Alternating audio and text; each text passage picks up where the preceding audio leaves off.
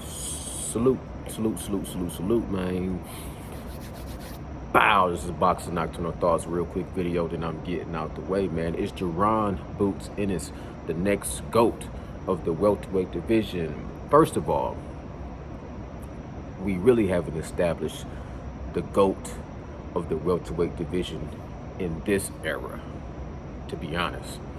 Until Terrence Bud Crawford and Errol Spence fight, we really don't know who's the best of this era in the welterweight division.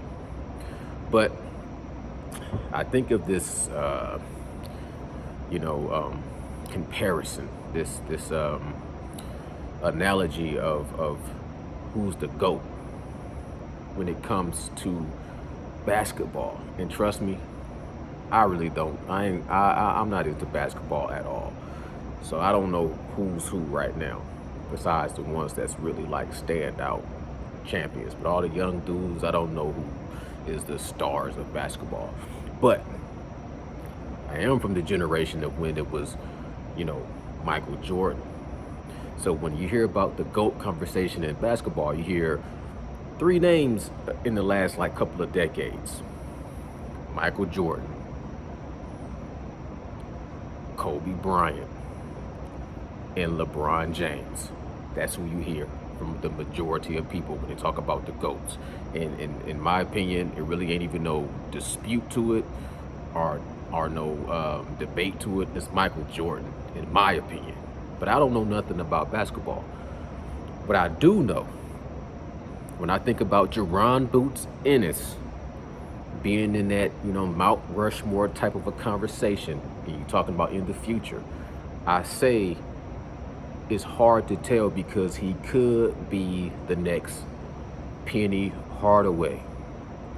And that is the name you don't hear about when you talk about the GOATs of basketball. Now, that's for our generation. If you go back a couple of generations, you would hear about like Magic Johnson, you would hear about Larry Bird, and rest in peace to Bill Russell, and a few other names back in the day, Kareem Abdul-Jabbar and stuff like that. But in our generation, we say Michael Jordan, LeBron James, and Kobe Bryant. And in my opinion, Michael Jordan would be number one, Kobe Bryant would be number two, LeBron James would be number three, in my opinion. You don't hear nobody talking about Penny Hardaway.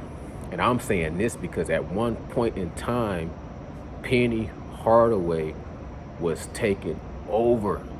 When he was on Orlando Magic, him and Shaq, and he had the Penny, Little Penny, and Chris Rock was doing Little Penny.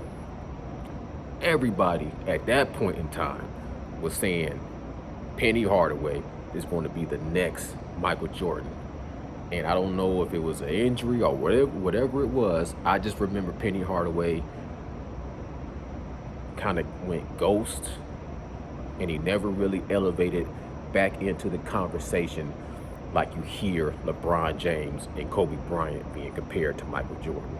And what I'm saying is Jaron Boots Ennis could go that way.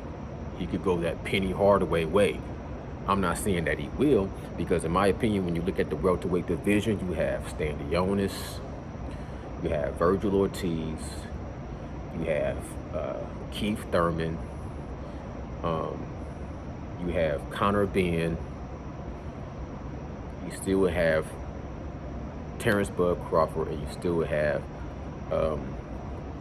Errol Spence. Errol Spence, I think, one way or another way, he's leaving the welterweight division. Terrence Bud Crawford, he's 34, about to be 35. Danny Garcia already went up. Keith Thurman is old. So really what I'm looking at is Conor Benn, Ennis, Virgil Ortiz, and Jaron Boots Ennis. And I think out of that pack, the leader of that pack is going to be Jaron Boots Ennis.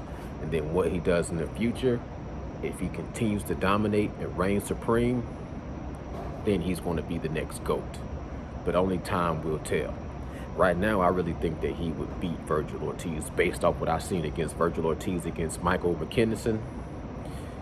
I'm not saying that Virgil Ortiz looked bad. He looked good. but he didn't look like what I thought he was in comparison to what I thought he might be able to do against Boots.